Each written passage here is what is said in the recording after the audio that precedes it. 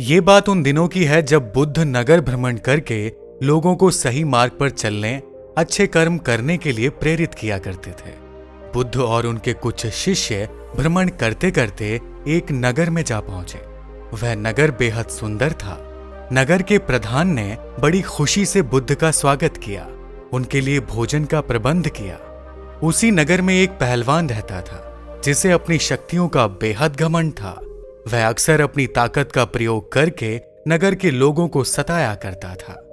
जब उसने सुना कि बुद्ध स्वयं आए हैं तो वह भी बुद्ध के सत्संग में जा पहुंचा।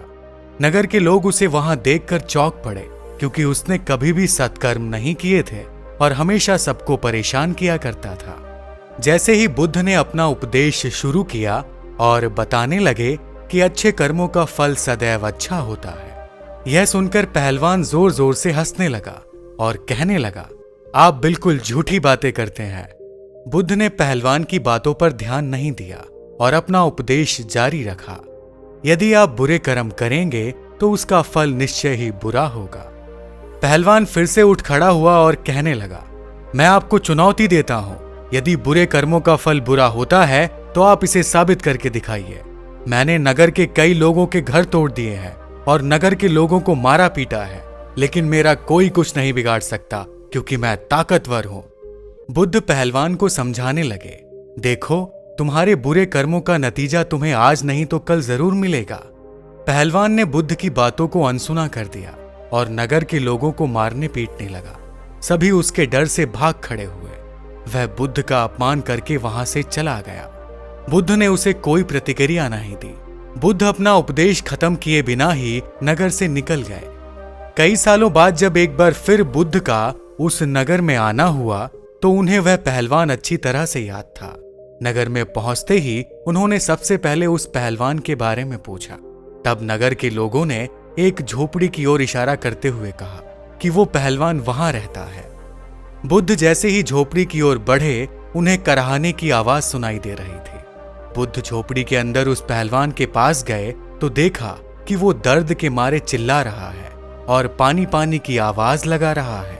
उसके आसपास कोई भी ऐसा नहीं है जो उसे पानी पिला सके।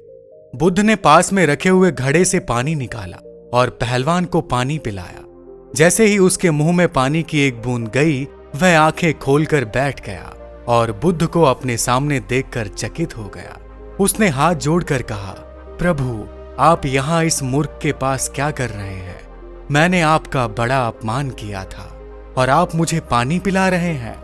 बुद्ध ने उसे शांत कराया और पूछा, बताओ तुम्हें क्या हुआ है? पहलवान ने बताना शुरू किया, अचानक आए तूफान से मेरा घर बुरी तरह से टूट गया था और मैं झोपड़ी में रहने को मजबूर हूँ। मेरी पत्नी ने जब देखा कि मेरे पास रहने को घर तक नहीं है तो वह बच्चों को लेकर अपने पिता के घर चली गई। इतना कहकर पहलवान रोने लगा। वो कहने लगा कि आज मेरा कोई अपना नहीं है। इन्हीं सब चिंता के कारण उसे भयंकर बीमारी ने घेर लिया और अब वह चल फिर भी नहीं सकता। वह पानी पानी चिल्लाता रहता है, लेकिन नगर का कोई व्यक्ति उसे पानी नहीं पिलाता, क्योंकि उसने नगर के सभी लोगों को बहुत परेशान किया है। बुद्ध ने पहलवान के हाल को देखा और कहा, देखो, बुरे कर्मों का नतीजा हमेशा बुरा ही होता है। जब तुम स्वस्थ और जवान थे तब तुमने अपनी शक्तियों का गलत प्रयोग किया और लोगों का घर तोड़कर उन्हें परेशान किया, बिना किसी वजह के मारा पीटा, उनके हाथ पैर तोड़ दिए। आज तुम्हें तुम्हारे कर्मों का फल मिल रहा है। तुम्हारा घर भी टूट गया और तुम्हारे हाथ पैर भी काम नहीं कर रहे हैं। पहलवान ने बुद्ध से पूछना प्रारंभ किया, प्रभु, कर्म क्या होते हैं? बुद्ध ने बताया, हमारे द्वारा किया गया कर्म ही हमारा कर्म है। कर्म दो तरह के होते हैं, सत्कर्म और दुष्कर्म।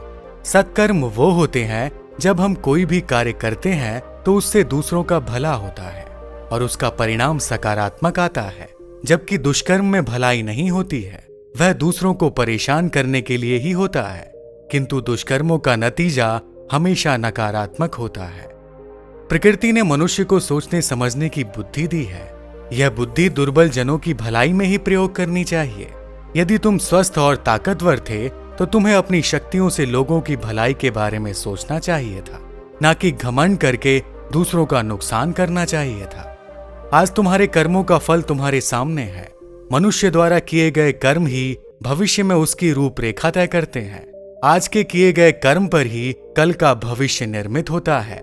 जो आज मेहनत करेगा निश्चय ही उसका भविष्य उज्जवल होगा, लेकिन जो मेहनत नहीं करेगा उसे भविष्य में गंभीर समस्याओं का सामना करना पड़ेगा। ऐसा नहीं कि समस्याएं नहीं आएंगी, लेकिन जो व्यक्ति अच्छे कर्म करेंगे उन्हें समस्याओं से बाहर निकलने में बेहद आसानी होगी और हमेशा सकारात्मक परिणाम ही मिलेंगे। इसलिए मनुष्य को हमेशा ऐसे कर्म करने चाहिए जिससे दूसरों का भला हो। यदि प्रकृति ने आपको ताकत दी है तो उसका सही इस्तेमाल करना चाहिए। पहलवान की आंखों में आंसू थे। उसने बुद्ध की सारी बातों को ध्यान से सुना और कहा, प्रभु, अभी तक मैंने जो भी किया है और जो भी घटनाएं मेरे साथ घटी हैं वह मेरे कर्मों का फल है, लेकिन मैं आज से और अभी से अच्छे कर्म करने पर ध्यान लगाऊंगा। इस तरह पहलवान को उसके कर्मों का फल मिल गया और फिर वह सही मार्ग पर चल पड़ा। अगर आपको ये वीडियो पसंद आई हो तो इसे लाइक कीजिए और शेयर भी कीजिए, और अगर आप हमारे चैनल पर नए हैं तो उसे सब्सक्राइब भी कीजिए। आज की कहानी में फिलहाल इतना ही। आपका बहुत बहुत धन्यवाद।